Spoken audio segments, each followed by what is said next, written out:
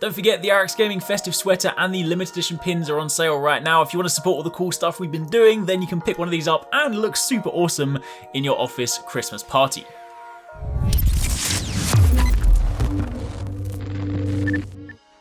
Hey, what's going on guys? Arekkz here and welcome back to another video for Monster Hunter World Iceborne. And today, I want to talk about the most recent developer diary because Capcom just dropped the next one, a mini developer diary that follows up on the one they did the other day. And this one specifically talks about Safi'jiiva. It gives the date for the siege, which is next week, December the 13th, for those of you guys that don't even want to wait for the date. And it gives us a lot of information about the armor and the weapons. And honestly, this is a really cool system. There are plenty of parallels that you can draw between the Safi'jiiva siege and the Kulve siege in kind of the base way that they work.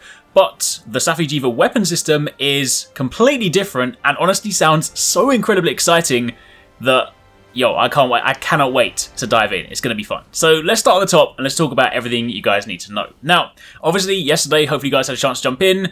Stygian and Zenoga got added, and of course, there was the tease, the recon mission for Safi'jiiva. They said specifically they didn't mention it in the first developer diary because they wanted it to kind of be a surprise. And the purpose of this quest is predominantly to kind of get you familiar with the fight, so you kind of sort of know what to expect. And you can then look forward to the full siege the next week. So, of course, the recon mission drops on the 5th of December. You can do that right now. You can run that on the repeat. Obviously, you don't get any rewards from it, apart from after the first time you do it. The very first time you do it, you get an item which will, as you'll see in a minute, link into the weapon system.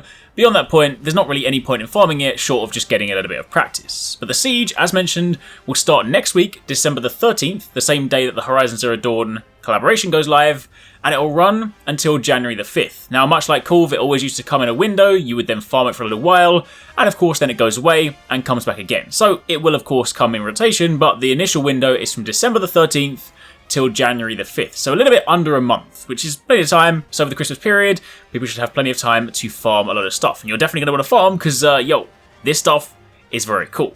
Now, it's very similar to Kulve in that it is a siege quest and allows up to 16 players. Now, I'm pretty sure if you're watching this video and you're playing Iceborne, then of course you would have experienced Kulve, but in the event you haven't, then when I say 16 players, it does not mean 16 people in the same hunt. It basically means in a gathering hub, you have 4 teams that all embark on the same siege quest. They basically go into the quest on their own and they sort of run in parallel, so it's kind of like a team in proxy, and then things that say Team A do will of course impact Team B, Team C, Team D, and of course the end of it, once you have all collectively defeated and slayed the monster, that is sort of like a team effort. So it's 16 people, but not in the same quest. So either way, really cool. I personally enjoyed that system. I know it's not necessarily everybody's favourite thing. You can still do it as a team of 4. We've done Kulve plenty of times when it's literally just 4 of us. It takes a little bit longer, but it can be done. But either way, it's a siege quest. So you'll have to do it primarily from the gathering hub.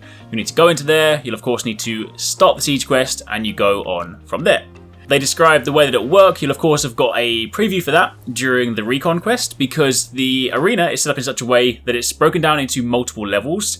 And as you start to damage Safi'jiiva, it then starts to absorb the energy from that particular level and it then descends to the level below. Now, of course, in the recon quest, after the first descent into the second level, it then ran away. I imagine there'll be more levels than that. In fact, they said there will be more levels than that in the siege quest. So, of course, you'll get to the point where you'll then corner it in its nest and you'll then be able to kill it. You then carve it, you get your rewards, you go back to the gathering hub to get all your rewards, and of course, from that point, you can then craft the armor and the weapons. So let's talk about that because the armor looks fantastic, right? The very first time you look at it, you might be like, it's kind of got a sort of slender, form-fitting, simple, kind of sleek design to it. And I'll admit, in the very first form, the one you see here, I prefer the female armor. It actually looks kind of a lot cooler than the regular male one. However, this armor is very cool. They didn't speak about the armor skill for it, but they have said that one of the appeals for this one is that when you have the set bonus active, the gear changes form. And this is supposedly going to be one of these sort of big draws for this. It's actually going to, I think that's probably the first armor set that's actually done that, as far as I can remember. I'm not sure whether there's ever been anything that's kind of done that before. Sometimes there's little armor sets that have little tweaks, but the fact that this actually changes appearance is very cool. And basically what happens is, if you take a look at this screenshot here, you can see that this is effectively where it goes. And the male armor goes from suddenly looking like this understated, basic bronze knight from something like Dark Souls into something that looks like it belongs in DMC. That is nuts. Absolutely insane. I don't care how many materials I need that armor, and I don't care what the armor skills are, I'm wearing that regardless. I'm pretty sure they'll be decent because you know, I think back to Kul'Tiroth. Kul'Tiroth had a very good set for a little while before, of course, you have things like Draken. Kul'Tiroth was kind of meta, so I'm sort of expecting the same caliber from this armor set, at least I hope so. So yeah, definitely cannot wait to see that. But either way, for the time being, that's what we have in the armor. And also, take a quick look at the weapons as well. I mean, that Hunter having that massive greatsword, that looks insane. The bow looks crazy. And of course, you can guarantee that at least when it's a brand new monster like this, every single weapon will have a unique new design. So at least we won't have any Iron Bone variants. We'll have a lot of very cool looking weapons. And on the topic of weapons, now let's talk about this new system, because the new weapon system is really cool, similar to Kul'Tiroth, but a huge, drastic improvement. Again, I'm going to assume that most of you have done Kul'Tiroth, but in the event you haven't, then Kul'Tiroth worked around a different system whereby once you farmed it, you could craft the armor, but you didn't craft the weapons. The weapons were received as rewards at the end of it. You basically got a load of sort of random items, and they then were appraised into weapons, and they had a ton of random stats. There were tons of weapons. It wasn't like an infinite pool. There were, of course, a finite number of items, but it was incredibly random, which did make farming incredibly annoying. Like, if you were particularly chasing a specific weapon, it was very, very hard. I still remember to this day, I still never got the Kul'Tiroth sword and shield that I wanted. There was a particular sword and shield, a paralysis one, that I really wanted. Still never got it, even after countless, hundreds of Kul'Tiroth quests. Well, you'll be happy to know they've improved this system. It's much better this time around. Basically what happens now is that when you slay the monster, much like Kul'Tiroth, you return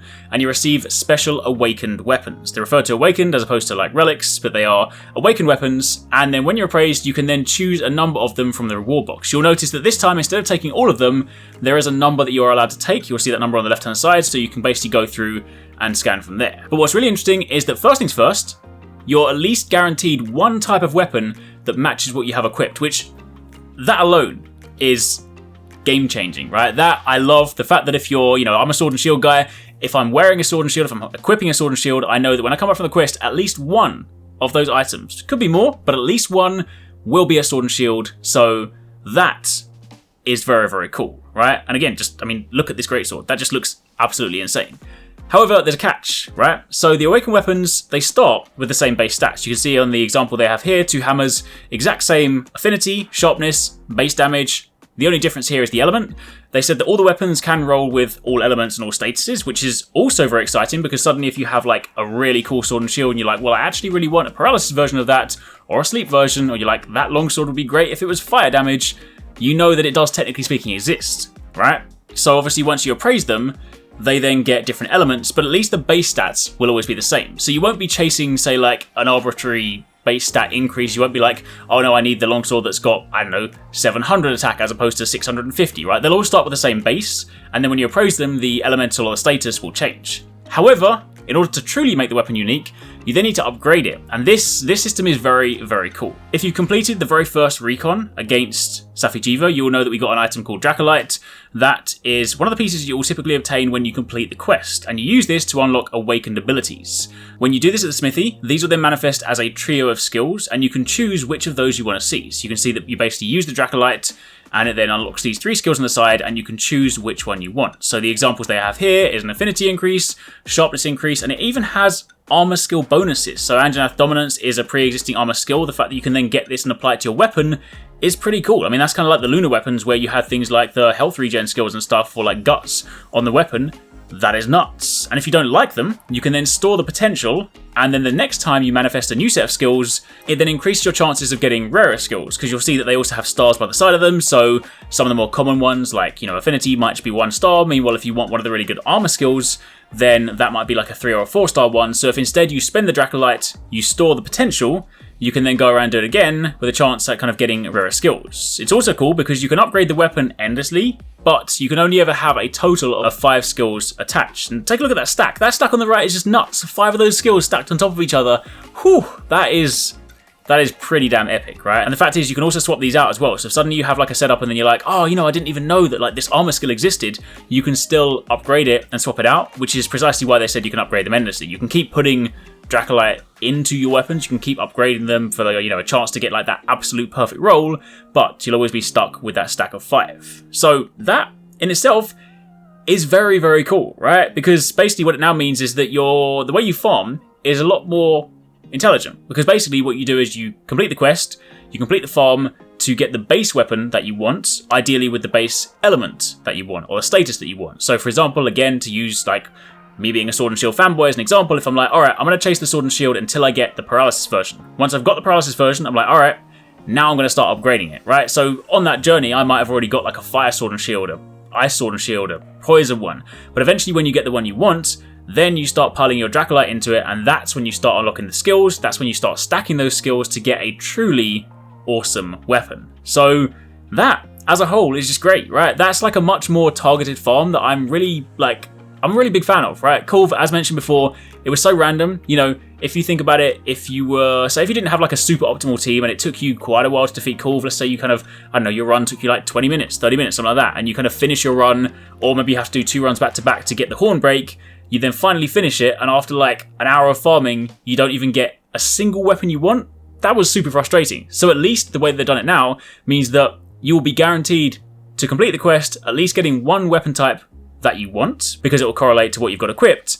And then following that, you of course have the option to then constantly roll for the skills. The skills are of course random, so there is an element of RNG in it, but at least it's more directed than the just complete random relic farm that was Kulve Taroth. So yeah, I'm incredibly excited about this.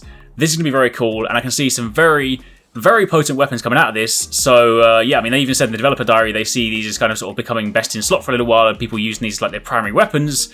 So I mean, thank goodness they look so cool, right? I mean, obviously we haven't seen all of them, but if the great sword and the bow are anything to go by, then I mean, I'm pretty sure that these are going to be some cool looking weapons. So yeah, I'm excited. This is going to be awesome.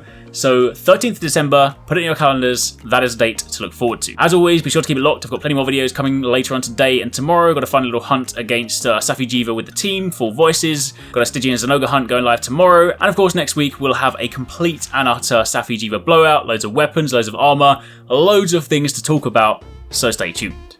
I really hope you guys enjoyed that video. Remember to hit that subscribe button and also click on the little bell icon to turn on notifications so you don't miss my next upload. Also, don't forget, you can check out 269 and Paradise Central streaming over on Twitch 6 days a week. You can find a link to the multi-stream in the description box down below. Be sure to drop by and get involved. Thanks again for watching. Take it easy. Catch you next time. Peace out.